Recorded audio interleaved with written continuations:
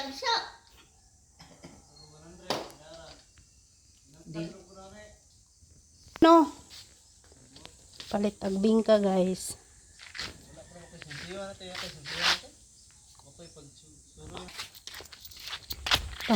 Pa-vlog anang imong bingka kuya. Patanaw kuya. Yan guys. Di sa nigikan. Adlawan amo na ginapalitan namo. Yan palitag isang bingka. Okay. Init pa kayo guys bangka nila oh. Salamat. Init pa kayo ilang bingka guys. Mapasok pa imong kamot.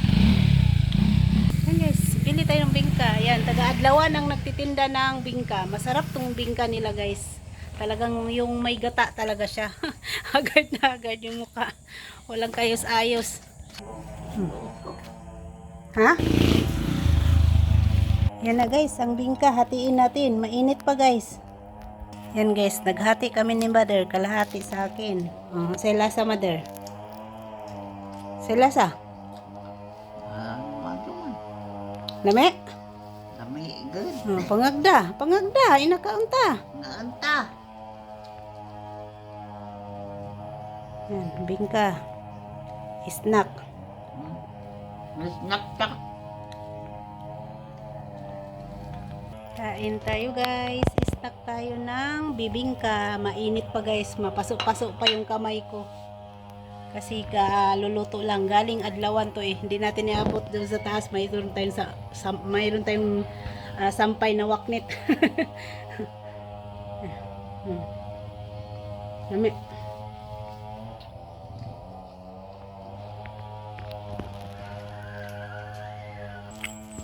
Sakto na yung pagkaluto.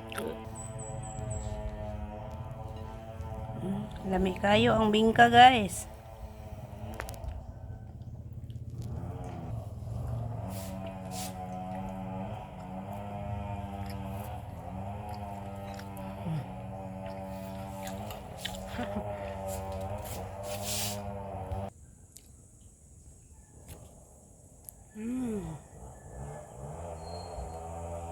Sarap.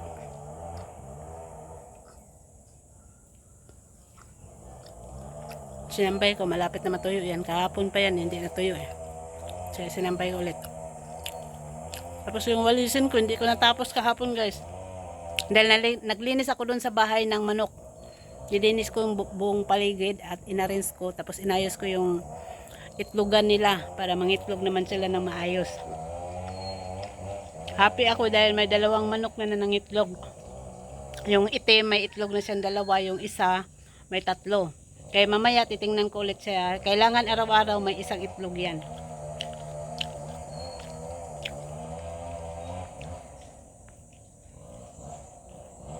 Sana next month magkaroon kami ng sisiw na dito. Kasi puro inahin ang aming manok.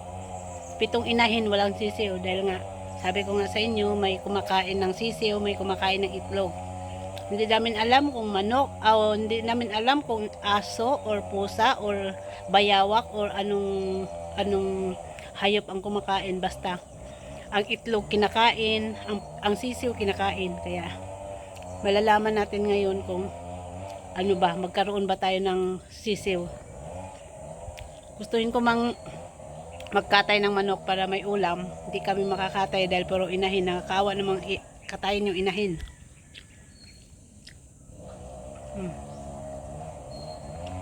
Okay guys, thank you for watching. Update pala sa aking mga tananim na mga halaman. Mabubuhay na yan kasi tuwing gabi inuulan. Kaya pag nabuhay lahat yan, gaganda yung dito sa harapan. Kasi puro mamulaklak yan eh. Galing doon hanggang dito. Tapos hanggang doon sa likod.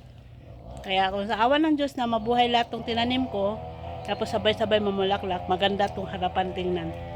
Okay guys, thank you for watching. See you sa aking next live. Bye-bye. Next live.